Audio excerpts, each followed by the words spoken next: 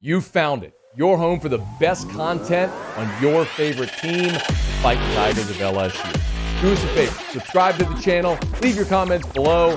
Be sure to smash that like button.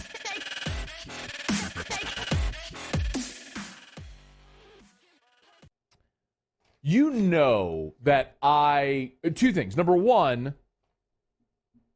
I don't pander to my audience. If I think something's good, I'm going to tell you I think it's good. If I think something stinks, I'm going to tell you it stinks. That's one. And number two, I really make fun of college football, like preseason lists. We did a whole bit on it for much of the summer. What did we call it, Musso? The feigned, what did we call it? Feigned indignance from Sports Talk Radio guy? Over random summertime that sports was list. it. That was it. Feigned indignance from Sports Talk Radio guy over random summertime sports list. So lists are really just something to occupy our time and minds and thought during this time of year, and really for writers to get clicks. But I saw something today that actually gave me pause and made me think because of the source and what they were implying. So Bill Connolly, who's going to be on the show tomorrow, by the way. Bill Connolly is a college football writer for ESPN, and he does his S&P Plus, and he does a lot of metrics and all that sort of stuff.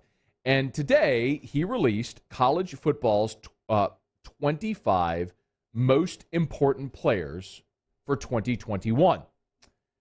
And I thought about that. I'm like, all right, well, here's another list of the top players, yada, yada. It doesn't really matter. But I'm going to give away the punchline and then circle back. The most important player in college football this year he has is JT Daniels of Georgia. Number 2 on the list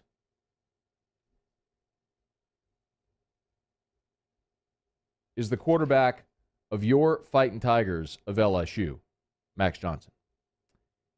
He says Max Johnson is the second most important player in college football this year. I told you, I'm going to give away the punchline, and then I'm going to come back.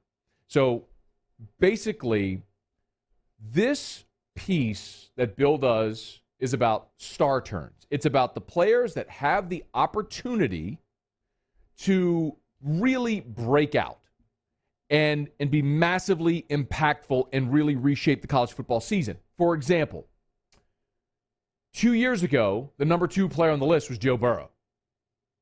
He almost nailed it. Last year, the number 1 player on the list was JT Daniels, but Daniels spent the bulk of the season rehabbing his knee, and once he got healthy, ended up leading Georgia to a Sugar Bowl, and Georgia looked very different with JT Daniels on the field, did they not? So there's a little bit of validity here. Now, the way he breaks it down is like, when he goes in reverse order, right? So 25 to 20, he's got players he lists as just pure transcendent talents. Like, he's got Breece Hall from Iowa State. He's got Kyle Hamilton, from the safety from Notre Dame. Sam Howell, the North Carolina quarterback. Bijan Robinson, the running back from Texas. There's Derek Stingley at 21. A transcendent talent that you know is awesome, but realistically you understand that wherever they go, it's not drastically going to alter the outcome of a season. He has another portion of the list, which is spoiler quarterbacks. He's got Adrian Martinez from Nebraska on this list, Matt Corral from Ole Miss at 18, and then, interestingly enough, from Cincinnati, Desmond Ridder, their quarterback, at 17. And then he's got, like, key supporting cast members where you see a lot of different, like, position players, running backs, receivers.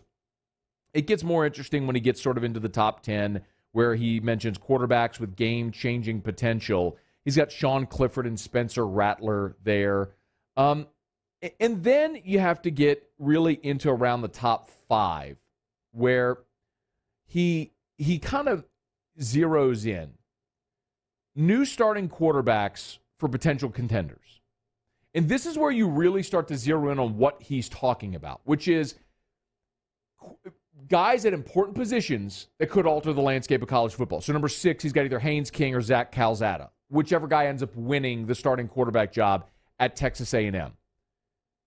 C.J. Stroud, or whoever the starting quarterback is at Ohio State. That makes sense, right?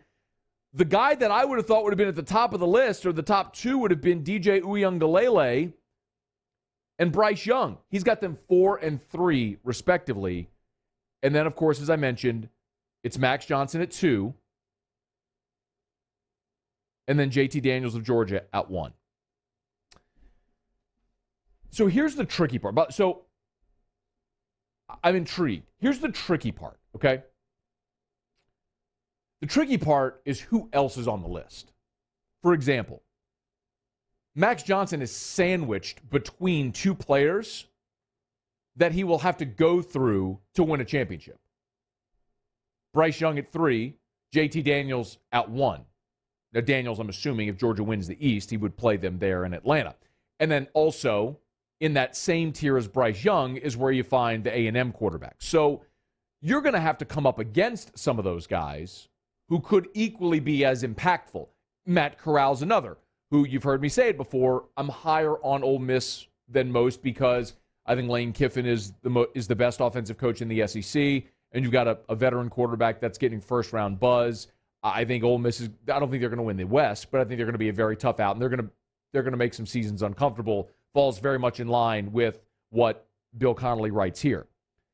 So I was looking at this though, and it's like, man, what would be a comp for this LSU team and for Max Johnson, a guy who's entering his first season as the starter, got his feet wet, but can he make the giant leap to being a national championship caliber quarterback? If you look through the years in the playoff, or really in the last decade, there's one pretty good one that I'll get to. You're going to find it's going to be interesting when you hear who it is. But Mac Jones isn't a great comp. Last year, Mac Jones was in his 3rd year collegiately, and remember, Tua got injured in 2019, so Mac Jones threw for 1,500 yards. He wasn't as green a year ago as Max Johnson is this year. Joe Burrow in 2019 was a 5th-year senior and it was his 2nd year as a starter. He's vastly more experienced than Max Johnson is now. Trevor Lawrence was a true freshman.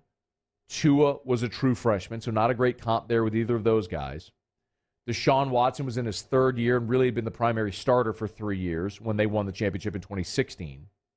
In 2015, if you remember, it was Jacob Coker, who spent his first 2 years at Florida State, transferred into Alabama, and was in his 4th year there, his 1st year as a starter. He'd only had 100 career attempts, but he'd been around college football for 4 years. And then, of course, in 2014, it was Cardale Jones, who was a backup, just came off the bench in the playoff and blew it up. The best comparison for this LSU team and for Max Johnson in recent memory among quarterbacks is actually 2013 Florida State and Jameis Winston. Follow me here. Jameis was a redshirt freshman. I understand Max played some last year, but it's similar. They're both in their 2nd year, 1st year as the starter.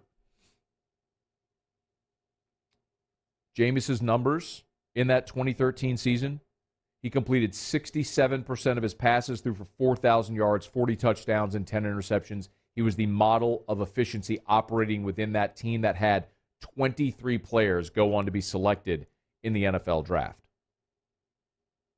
You had great players on both sides of the ball, national award winners. You even had great coordinators. I mean, Jimbo was the head coach, but Jeremy Pruitt was the defensive coordinator, won the Broyles Award that year, if you remember. The big difference is in 2012, Florida State was 12-2. They lost to NC State in that 17-16 game, and they lost a game at home against Florida. E.J. Manuel was their quarterback. But even still, they had lofty expectations going into 2013.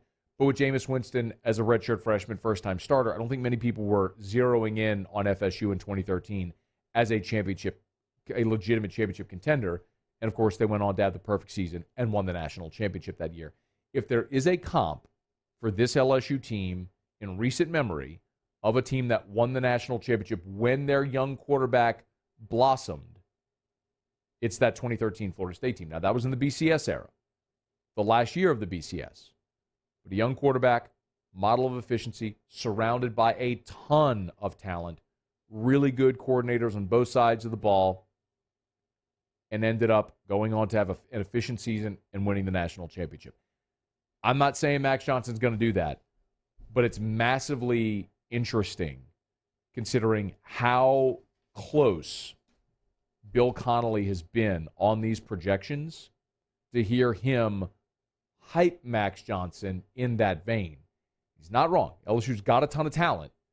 If they can piece together some of their questions, they could have a special season. I've been on the record. You know where I stand. I think this is a 9-3 football team.